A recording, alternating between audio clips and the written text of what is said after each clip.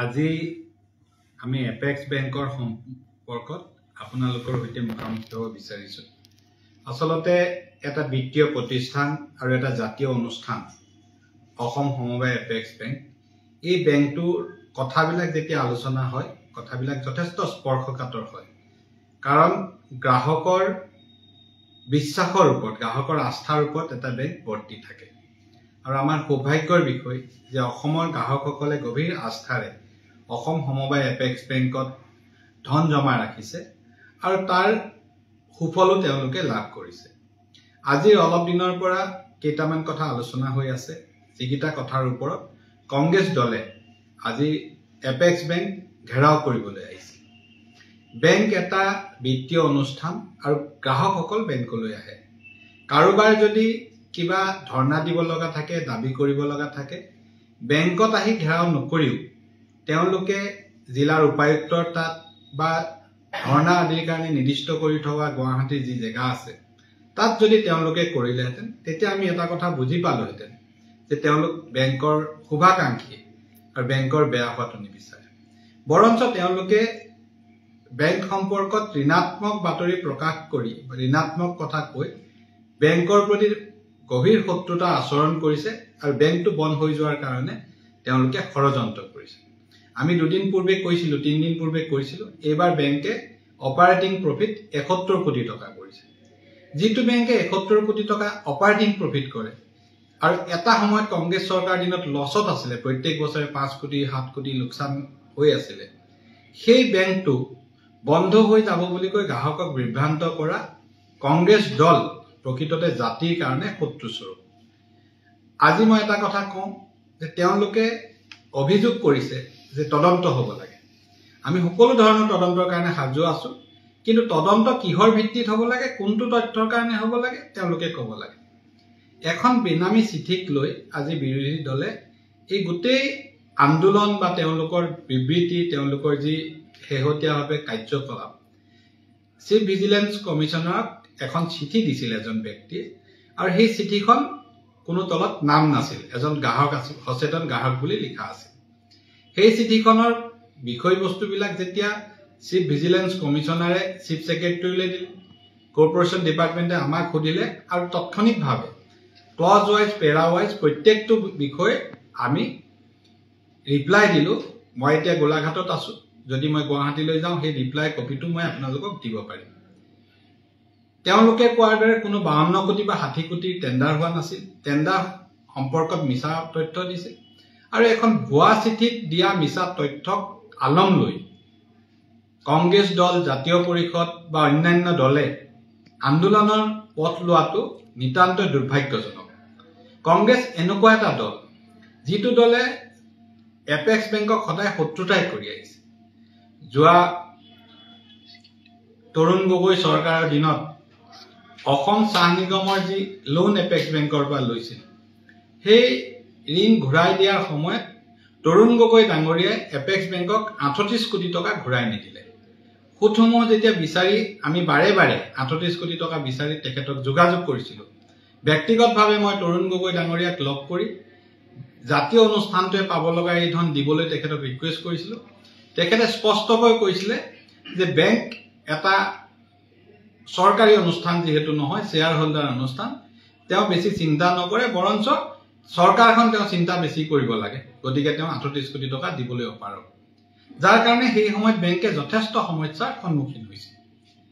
তাৰ পাছত চেণ্ট্ৰেল গভৰ্ণমেণ্টে যেতিয়া বৈদ্যনাথন কমিটিৰ আণ্ডাৰত অসমৰ ৰিভাইভেল পেকেজত 117 কোটি টকা এপেক্স বেংকক দিব বিচাৰিছিল, তাত এটাই কণ্ডিশ্যন আছিল যে সেই সময়ত ৰাজনৈতিক যি ব্যৱস্থা, যে চৰকাৰৰ এজন IAS অফিচাৰ বা ছিনিয়ৰ ACS অফিচাৰ এপেক্স বেংকৰ মেনেজিং ডিৰেক্টৰ থাকে, তাৰ সলনি ফিট এণ্ড প্ৰপাৰ ক্ৰাইটেৰিয়া অনুসৰি ৰিজাৰ্ভ বেংকৰ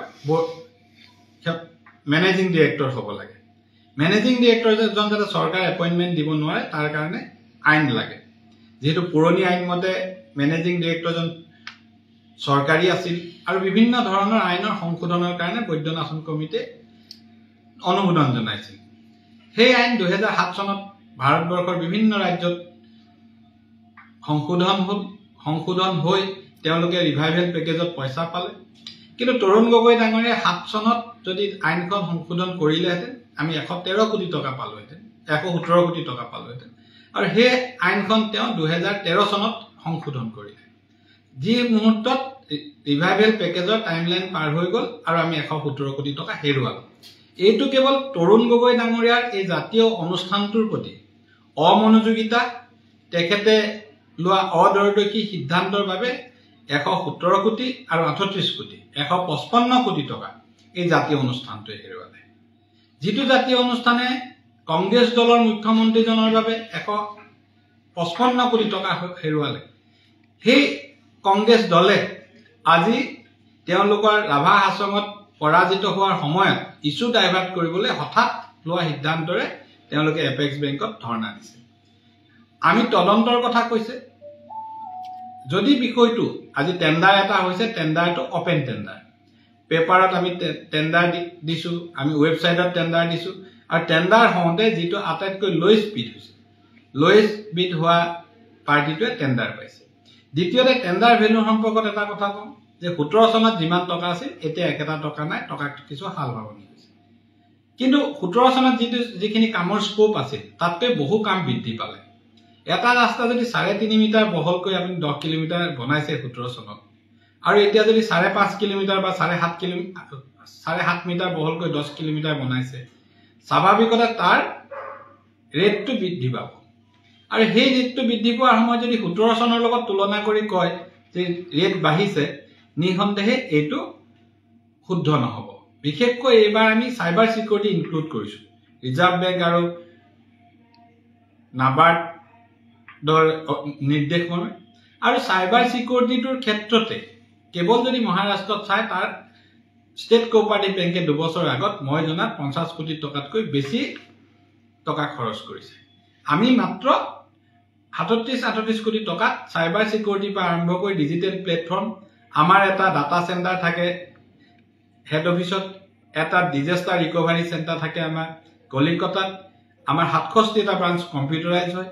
আমি নতুনকৈ 260জন ষ্টাফ লৈছোঁ, তেওঁলোকৰ কাৰণে এডিশ্যনেল কম্পিউটাৰ, 24 ঘণ্টা মেন পাৱাৰ ছাপ্লাই, ইয়াতে কনচালটেঞ্চি, ছফ্টৱেৰ, হাৰ্ডৱেৰ, বিভিন্ন ধৰণৰ বস্তুৰ কাৰণে টেণ্ডাৰ হৈছিল। আৰু টেণ্ডাৰ অপেন টেণ্ডাৰ হৈছিল, আৰু অপেন টেণ্ডাৰ আটাইতকৈ লোৱেষ্ট যিটো হৈছে তেওঁলোকক দিয়া হৈছে। আৰু চিফ ভিজিলেন্স কমিশ্যনাৰে হওক বা যিকোনো ধৰণৰ এজেঞ্চিয়ে তদন্ত কৰিলে আমি আদৰণি জনাম।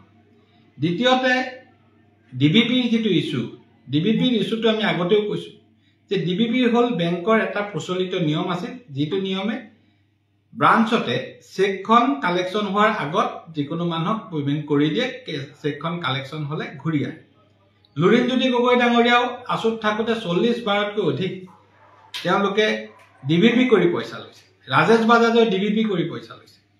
পাৰ্থক্য এইটোৱে যে লুৰিণজ্যোতি গগৈ ডাঙৰীয়াই যিখিনি ডিবিপি কৰি পইচা লৈছিল, সেই পইচাখিনি বেংকে ঘূৰি পালে, ৰাজেশ বাজাজৰখিনি বেংকে ঘূৰাই নেপালে।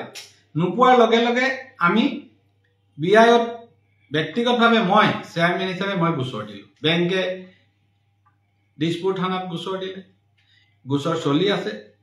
মই আজিও আকৌ BIলৈ চিঠি লিখিছোঁ যে ইমিডিয়েট ইয়াৰ আমি একশ্যনটো যাতে দেখোঁ, এই গোচৰটো দিলেও কৈছে। গতিকে বিষয়টো যিহেতু তদন্ত হৈ আছে, তেওঁলোকে কৈছে তদন্ত লাগে, ডেফিনেটলি তদন্ত মোকো লাগে। যিটো ডিবিপি একাউণ্ট আছিলে, ডিবিপি একাউণ্টত অনিয়ম হৈছে, কোনোবা ষ্টাফে কৰিছে। আমি যিহেতু গোটেই বেংকৰ ফুল টাইম ডাইৰেক্টৰ নহয়, আমি মিটিঙতহে যাওঁ, আমাৰ হাতত বেংকৰ ছিষ্টেমৰ কোনো পাছৱৰ্ড নাথাকে, আমি বেংকৰ ছিষ্টেমৰ বিষয়ে একো নাজানো। ভিতৰুৱা কথাখিনি আমাৰ ওচৰলৈ যেনেকৈ আহে, নাবাৰ্ডে ইনস্পেকশ্যন কৰি আমাক যেনেকৈ জনায়, আমাৰ নিজৰ অডিটৰে যেনেকৈ জনায়, সেইখিনি বৰ্ডলৈ আহে। যিহেতু কাৰো অডিটত এই কথাখিনি নাহিছিলে, গতিকে মই নাবাৰ্ডক CGMলৈ চিঠি লিখিছোঁ যে ডিবিপি ইছ্যুটো, য'ত ৰাজেশ বাজাজৰ পৰা আৰম্ভ কৰি লুৰিণজ্যোতি গগৈলৈকে নাম সাঙুৰ খাইছে, এই গোটেই বিষয়টো তদন্ত কৰি এটা ৰিপৰ্ট দিবলৈ নাবাৰ্ডৰ চিফ জেনেৰেল মেনেজাৰক মই ইতিমধ্যে পত্ৰ প্ৰেৰণ কৰিছোঁ। আপোনালোকক মই পত্ৰৰ কপি দিব পাৰিম। গতিকে মই ভাবোঁ ভৱিষ্যতে যদি আন্দোলন কৰে মোৰ কোনো আপত্তি নাই, কিন্তু জাতীয় অনুষ্ঠানটোৰ সন্মুখলৈ আহি গ্ৰাহকক ভীতিগ্ৰস্ত কৰি জাতীয় অনুষ্ঠানটোৰ শত্ৰুতা নকৰিবলৈ মই কংগ্ৰেছক সতৰ্ক কৰি দিছোঁ। আপোনালোকে ধৰ্ণা দিয়ক, DC অফিচলৈ গৈ দিয়ক, আপোনালোকে বেলেগ ধৰ্ণা দিয়া জেগা আছে তাত দিয়ক, জাতীয় অনুষ্ঠানটোৰ প্ৰতি আপোনালোকৰ শত্ৰুতা কিয় আজি এনেকুৱা এটা পৰিৱেশ সৃষ্টি কৰিব খুজিছে যেন এপেক্স বেংকটো কিবা এটা নাইকিয়া হৈ গ'ল কিন্তু এপেক্স বেংকে যে প্ৰত্যেক বছৰে ইমান টকা প্ৰফিট কৰি এই পৰ্যায়ত পাইছে এই মানুহকেইজনেতো কেতিয়াও খবৰ ল'বলৈ অহা নাই তেওঁলোকে কেতিয়াও বেংকত একাউণ্ট খোলা নাই বাকী কিজন মানুহ মই ভাবোঁ অসমৰ ৰাইজে ইমানখিনি ঘটনা ঘটাৰ পাছতো এখেতসকলৰ ইমান ষড়যন্ত্ৰ ইমান প্ৰচেষ্টাৰ পাছতো গ্ৰাহকে আস্থা হেৰুৱাই দিয়া নাই কোনো গ্ৰাহক ওলাই যোৱা নাই কংগ্ৰেছী ষড়যন্ত্ৰ বেলেগৰ ষড়যন্ত্ৰ এই সকলো বাদ উফৰাই জাতীয় অনুষ্ঠানটো আগবাঢ়ি যাব আৰু মই স্পষ্টকৈ কওঁ এপেক্স বেংকত কোনো দুৰ্নীতি হোৱা নাই অনিয়ম হৈছিল যিটো অনিয়ম ব্ৰাঞ্চ মেনেজাৰ বা ব্ৰাঞ্চ লেভেলত হৈছিল কাৰো অনুমতি নোহোৱাকৈ সেই অনিয়মত ৰাজেশ বাজাজ জড়িত আছিল সেই অনিয়মত আমাৰ বেংকৰ বিষয়া জড়িত আছিল সেই একেধৰণৰ অনিয়ম পাণবজাৰ ব্ৰাঞ্চত লুৰিণজ্যোতি গগৈয়ে কৰিছিল তাৰো তদন্ত কৰিবৰ কাৰণে ইতিমধ্যে নাবাৰ্ডক মই লিখিছোঁ গতিকে তদন্ত হোৱাৰ পাছত তদন্তৰ প্ৰতিবেদন মই ৰাইজৰ কাৰণে মুকলি কৰি দিম আজি ক'ব লগা কথা এইখিনি